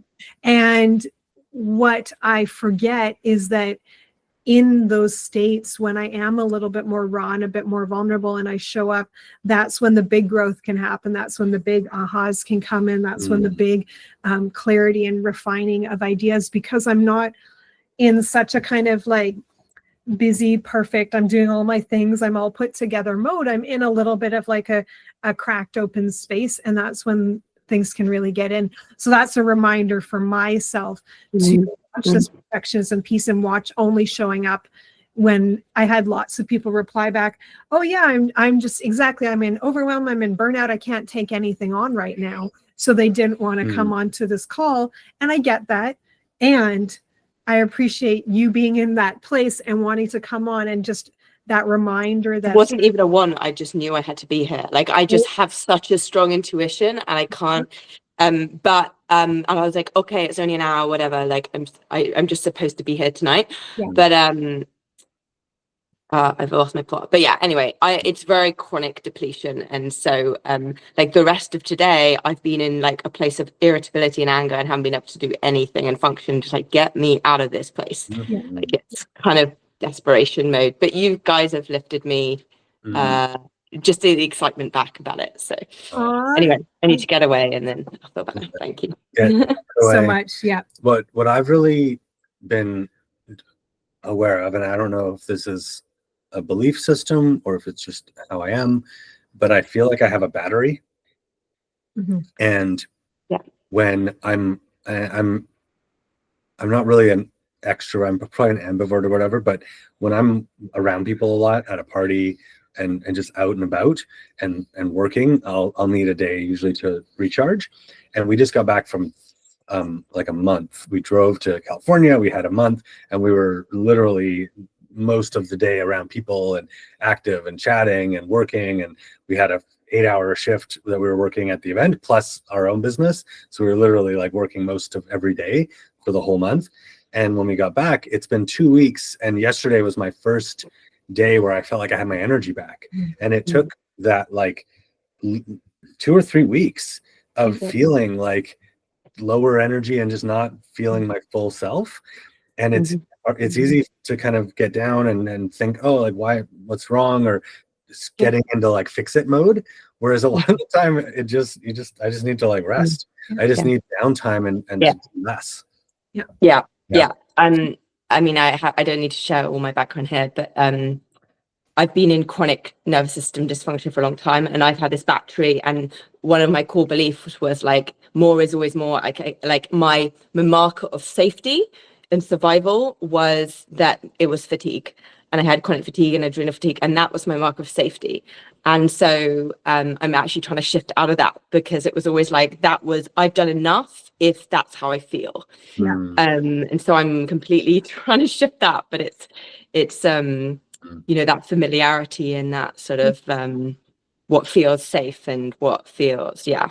So yeah, that battery thing is definitely yeah, and like trying to get to the root of like it's safe to have energy left, it's safe to store the energy, it's safe to it's one of my deepest wounds, that kind of rest. And I've chronically overtrained and had a like exercise addiction, and it's the whole works down that route. So that whole battery thing, and, I can giving yourself lots of space and lots of grace. That transition mode and change mode in and of itself is a lot, even if you're not you don't know what you're changing into or changing to. So you can be in change mode and still things could still feel similar. You don't have to, and you're doing great with, you know, taking some space and giving yourself a vacation, but also making sure you're not being too like, okay, I've got to change everything, throw the baby out with the bathwater, because that can be hard on our nervous system too. So if there's if there's some of those things that, yes, I take too far, but I don't need to stop all of them. Let's just scale back. Let's just soften. Let's just give ourselves some grace with that.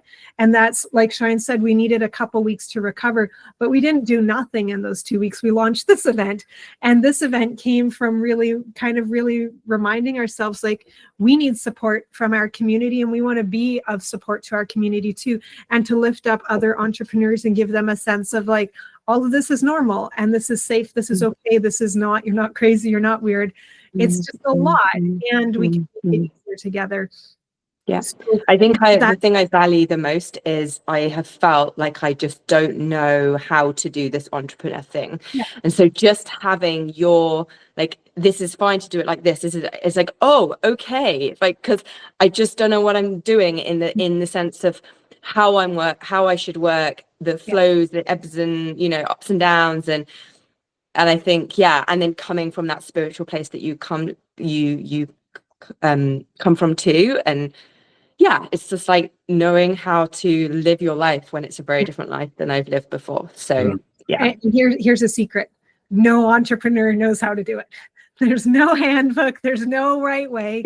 Everyone has ideas, everyone has suggestions, and different things are going to work for different people.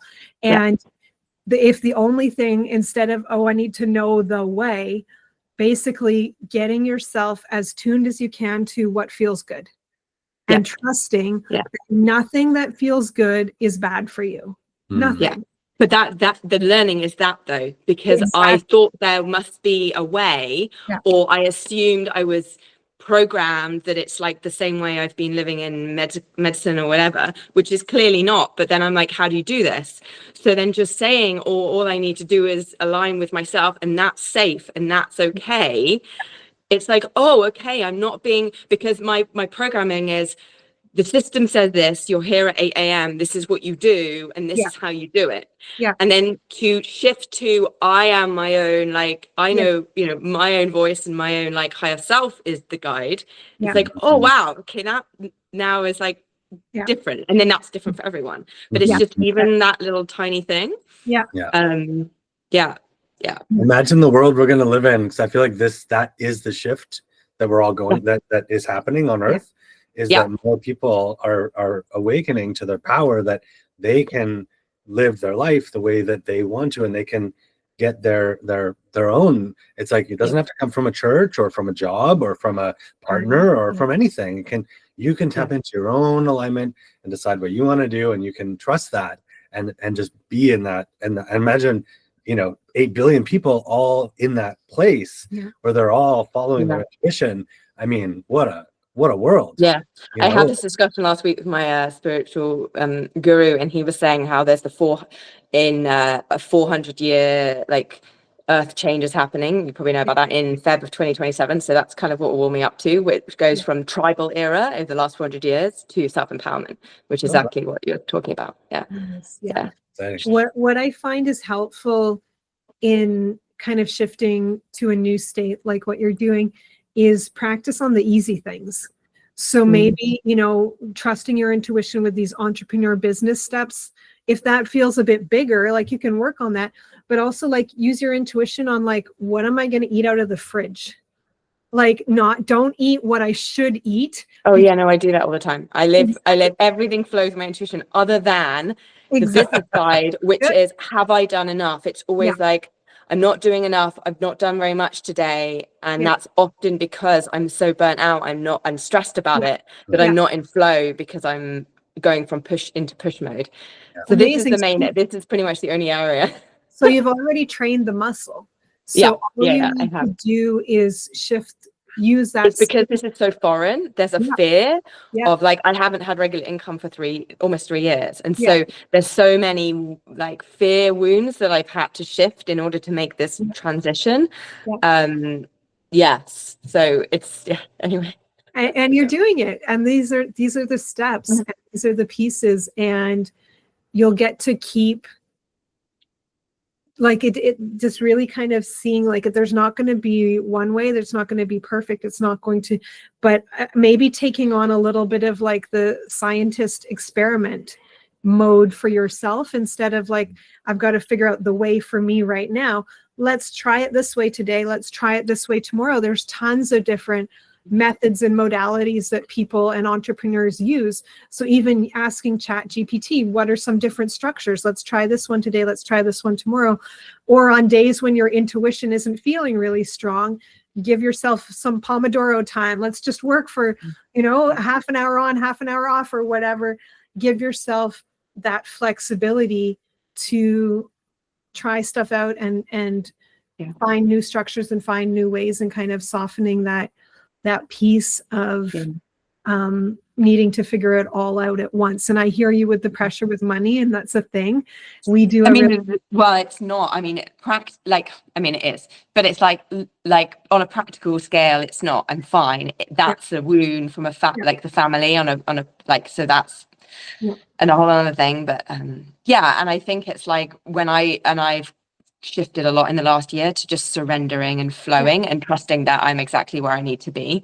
And I've come a long way in really like just believing that and honoring that. And I'm just going to continue reinforcing that because I really believe that. And as you pointed out, the very first point you said, Shine, is that actually one of the things I wrote was that the first half of what you're talking about, I was like, I'm actually doing exactly what I need to do right now. And like, it was just this weird thing because I've just spent so long doing all the mindset stuff and shifting the beliefs. And I was feeling like I wasn't being productive towards my business. And one of the things I wrote down, it was like, no, I'm doing everything I need because that's the most important foundation for me to get into place and the rest will come. And so, I was kind of judging myself that I was spending so much time on like the inner work that it wasn't converting, but I realized like, so there was a lot of like, okay, I am where I need to be. You are doing it. And again, that grace of like, how many years did you spend building the other muscle, right? Building the workforce muscle, building that. So not that it needs to take that many years to build a new one or to unprogram from that, but give yourself a minute. Give yourself a little bit of that space. And give yourself grace. You're literally doing it. You're doing it. And acknowledging that that's it. And there's lots of days when I don't feel up for doing active work message things. So I try and let's just feel good about my business. Let's just flow energy. Like that's work. Let's just do. So when I have days like that, I'm like, someone needs to say, give me permission that that's okay. Cause I freak out. I'm like, I can't work today. Or like something's happening. Yeah. I mean, we do that to each other. And because that's so like, not like, I don't know. I know. I'll so just being like, that's all right. That's fine. I know. I'll literally be like, is it okay if I don't work today? And he's like, yep. And I'm like, okay. and often too, it's not, I'm not going to work all day. It's, I need permission in the moment to not work today. And then after half an hour or an hour, I'm like excited about something. That's so interesting you say that. So when I keep resisting it and beating myself up, then I'm like really stressed the whole day. As soon as I have compassion and acceptance for how I feel, Yeah. my whole body eases, and then I get into this flow state of doing something. I'm like, okay, well, apparently we're doing something today. But it's all about the nervous system response. Like, it freezes you when you're in a force mode. So as soon as I give myself compassion and permission, I can actually usually do something. Yeah.